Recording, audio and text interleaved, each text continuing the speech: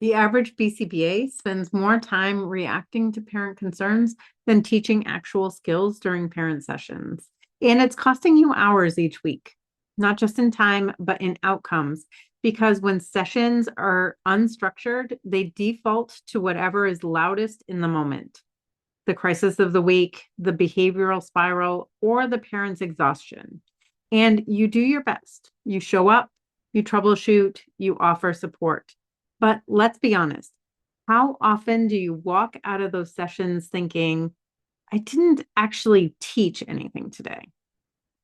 Most BCBAs have a structure for skill acquisition, a structure for staff training, a structure for documentation.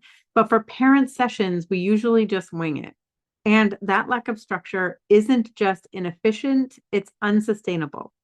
In this training, I'm going to walk you through a clear, flexible session blueprint you can use every single week.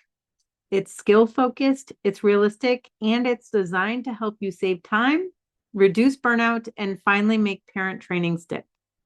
And stick around because in just a few minutes, I'm going to show you how this one shift can actually make documentation faster and easier too. When parent sessions don't have a structure, they almost always default to one thing: reactivity. A concern comes up, so you pivot, then another one, and you pivot again. Before you know it, the session's over and nothing actually got practiced. Nothing got reinforced and nothing got documented in a way that shows progress. Does that sound familiar at all? This reactive loop is incredibly common and completely understandable. There's no training manual for how to keep things on track when parents are overwhelmed, kids are melting down, and you're already running behind on notes. So, what do? We piece things together. We bring handouts, maybe a video, maybe we use a whiteboard, but without a consistent flow, one that prioritizes teaching over troubleshooting, we end up repeating the same conversations week after week. And that's when burnout creeps in because you're working hard, but you're not seeing any traction. If that sounds like your week, don't worry. In a moment, I'll show you how the exact 5-part flow I use that fixes this. Let's talk about what structure really means. Structure isn't rigidity, it's repeatability. And in parent sessions, repeatability gives you a starting point you don't have to create from scratch. It gives you a predictable rhythm that makes the session feel easier. And it gives you a simple way to track real progress without overcomplicating things. So, what does that actually look like when it's working? Structure reduces decision fatigue. It builds parent confidence and it saves you time in planning, in documentation, and in reteaching. And if you're wondering how structure could possibly save time, not create more work, stick with me. I'm going to break it down in just a few minutes. But first, let's walk through the full 5-part session flow, and I'll show you how each piece builds on the last. The first step is to connect with intention. Every great session starts with connection, but not small talk. We're talking about purposeful connection that builds momentum. And here are 2 prompts I use all of the time. What felt easier this week? And what's one small win you noticed, even if it felt messy? These questions shift the tone away from just the problems the parent experienced over the week. They highlight reinforcement opportunities and give you a clearer idea of where they're already succeeding. Because when parents feel heard and competent, they're more open to learning. And if you've ever felt like the first 10 minutes of a session drift aimlessly, this is how you take that time and turn it into trust. So the second step is to review the goal. Once you've built that connection, shift into reviewing the parent's goal, not the child's, the parent's. Ask, what skill are we helping the parent build this week? If you can't answer it clearly, the session probably won't go where you want it to. You don't need a full case review here. Just one quick line like, last week we practiced using a least to most prompting during play. Did you have a chance to practice that? If yes, reinforce it. If no, get curious, not critical. This moment sets the tone for shaping behavior, not just checking in. This is where the Achieve Parent Training curriculum comes in. It's designed to give you ready to use parent facing goals that are already linked to each lesson. So you're never scrambling for scraps of notes or trying to recreate the wheel mid session.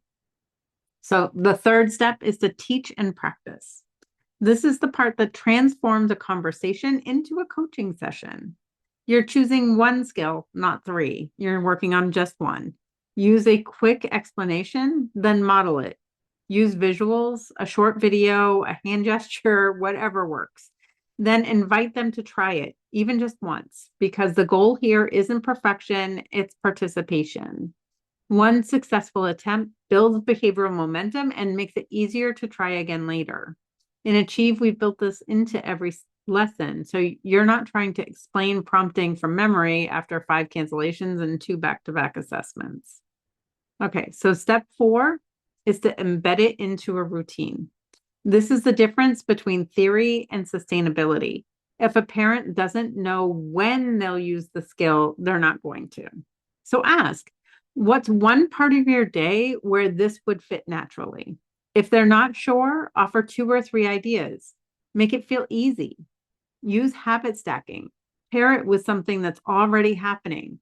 For example, they could teach manding during snack time, or they could provide reinforcement after toothbrushing, or they could practice prompting during bedtime stories. Now, it's not homework, it's habit building. Okay, so the 5th step is to end with encouragement and clarity. You've taught the skill, you've embedded it. Now we end with intention. Ask, what's one thing you're planning to try this week? Let them say it in their own words. That verbal rehearsal makes follow through more likely. Then reinforce something about their participation, not just what they did, but how they showed up. And close with a summary. Today we practiced least to most prompting and chose bedtime as the routine to embed it. That's what makes the session feel complete, not scattered. And with the Achieve Parent Training Session Planner, you get built-in recap tools and visual summaries, so you're not writing notes from memory at the end of the day. You have all the information you need right in your planner. It's the ultimate in concurrent documentation tools. It's easy to assume that structure takes more time, but the opposite is actually true. Structure means you don't have to reteach the same strategy next week. You don't waste 10 minutes deciding what you're going to cover. You know what resources you need to have available during the session, and you're not digging for documentation later. It makes progress more visible. It makes your planning more efficient, and it helps parents make progress faster, which means fewer total hours spent trying to catch up. Structure doesn't slow you down. It gets you out of the cycle of reactivity, and it actually helps parents show up more consistently. If you're using Achieve, that structure is already built in from the goal to the plan to the tool. Parent sessions don't have to be draining. They don't have to feel like constant troubleshooting or leave you wondering if anything actually stuck. When you follow this 5-part structure, connect, review, teach, embed, and close, everything changes. You lead with clarity, the parent leaves with confidence, and the skill building actually sticks. If you want a done-for-you framework that makes this session flow easy to implement, the Achieve Parent Training curriculum was built for this. Click the link in the description to learn more or to get access to the free Achieve Parent Training Session Planner. Or if you want to keep exploring the possibilities of structured parent training, check out this next video, BCBA Alert, the hidden price of pieced together parent training plans.